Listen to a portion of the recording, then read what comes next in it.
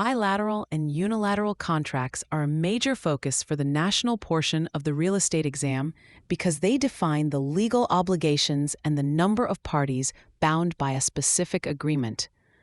Understanding these concepts is essential for identifying when a contract is legally enforceable and who is required to act. Let us start with bilateral contracts because these are the most common types of agreements you will encounter throughout the real estate transaction process. The word bilateral literally means two-sided.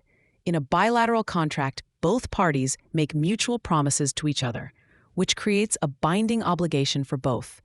You should think of this as a promise for a promise. The most classic and frequently tested example is the real estate purchase agreement or the sales contract. In this document, the buyer promises to pay a specific purchase price, and the seller promises to deliver the title and the deed to the property at closing. Because both parties have a legal obligation to perform, if either party fails to do what they promised, they are considered to be in breach of contract, and the other party can seek legal remedies. Another common bilateral agreement is the exclusive right to sell listing. In this scenario, the real estate broker promises to use their best professional efforts and marketing resources to find a ready, willing, and able buyer, while the seller promises to pay a specific commission if the property sells during the listing period.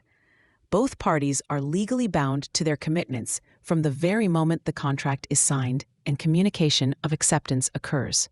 Now let us contrast that with unilateral contracts, which are strictly one-sided in nature. In a unilateral contract, only one party makes a promise and is legally bound to perform that promise. The other party is not obligated to do anything at all, but if they choose to perform the specific act requested, the first party must then fulfill their promise. A promise for an act is the defining hallmark of a unilateral agreement. A great general example of this is a reward poster for a lost pet. If you see a sign offering a specific dollar amount for the return of a dog, you have no legal obligation to go out and look for that animal. However, if you happen to find the dog and return it to the owner, that person is now legally bound to pay you the reward. In the professional world of real estate, the most common unilateral contract you will see on the exam is the option contract. An option gives a potential buyer the right to purchase a property at a fixed price within a specific time frame. In this situation, the seller is the only one making a promise and is the only one legally bound by the contract.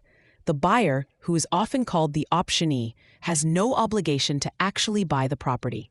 They can choose to walk away and lose nothing but their option fee, while the seller, who is the optionor, must sell if the buyer decides to move forward. When you see questions about this on the exam, look carefully for the number of promises being made.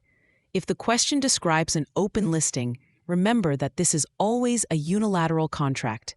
In an open listing, the seller says they will pay a commission to any broker who brings a buyer. The brokers are not promising to spend money on marketing or work the listing. Only the seller has made a binding promise that is contingent on the act of a broker finding a buyer. A common trap on the exam involves the timing of when a contract becomes binding. For a bilateral contract, the moment both parties sign and communicate acceptance, it is binding. For a unilateral contract, it only becomes binding on the second party if and when they perform the requested act. Another trick is identifying the status of an option contract once it is exercised. Once the buyer chooses to buy the property, the unilateral option contract turns into a bilateral sales contract because now both parties are legally obligated to close the deal. To keep these straight for exam day, use the mnemonic bi means two and uni means one.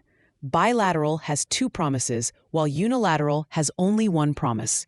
You might also remember the phrase, bi is for binding, both. If you can identify that both the buyer and the seller are stuck in the deal if they sign, then it is a bilateral contract. If only one party is stuck, like the seller in an option or an open listing, then it is unilateral. Watch out for wording that suggests a broker must perform in a listing agreement.